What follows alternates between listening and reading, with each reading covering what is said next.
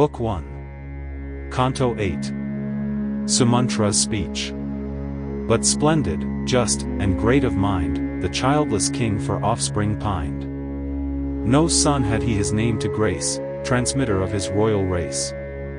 Long had his anxious bosom wrought, and as he pondered rose the thought, a votive steed, 'twere good to slay, so might a son the gift repay. Before his lords his plan he laid, and bade them with their wisdom aid. Then with these words Sumantra, best of royal counselors, addressed, Hither, Vasishtha at their head, let all my priestly guides be led. To him Sumantra made reply, Hear, sire, a tale of days gone by.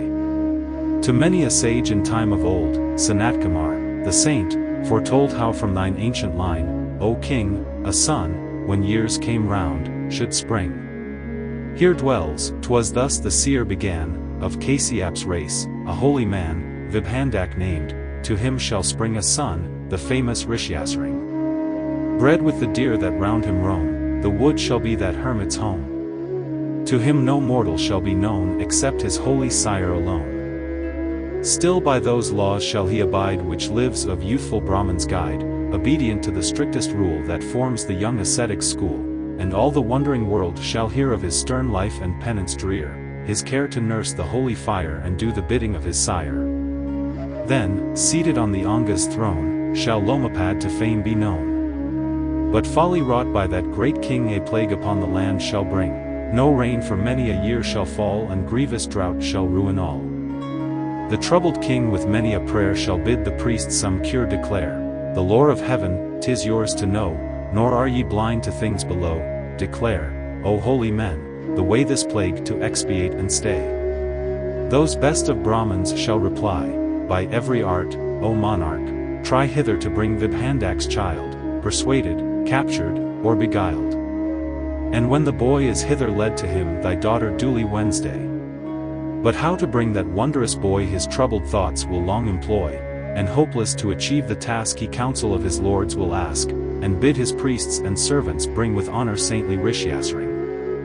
But when they hear the monarch's speech, all these their master will beseech, with trembling hearts and looks of woe, to spare them, for they fear to go. And many a plan will they declare and crafty plots will frame, and promise fair to show him there, unforced, with none to blame. On every word his lords shall say, the king will meditate, and on the third returning day recall them to debate. Then this shall be the plan agreed, that damsels shall be sent attired in holy hermit's weed, and skilled in blandishment, that they the hermit may beguile with every art and amorous while whose use they know so well, and by their witcheries seduce the unsuspecting young recluse to leave his father's cell. Then when the boy with willing feet shall wander from his calm retreat and in that city stand, the troubles of the king shall end, and streams of blessed rain descend upon the thirsty land. Thus shall the holy Rishyasring to Lomapad, the mighty king, by wedlock be allied, for Santa, fairest of the fair, in mind and grace beyond compare, shall be his royal bride.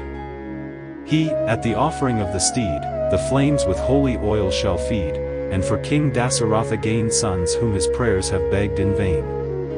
I have repeated, sire, thus far, the words of old Sanatkumar, in order as he spoke them then amid the crowd of holy men. Then Dasaratha cried with joy, say how they brought the hermit boy.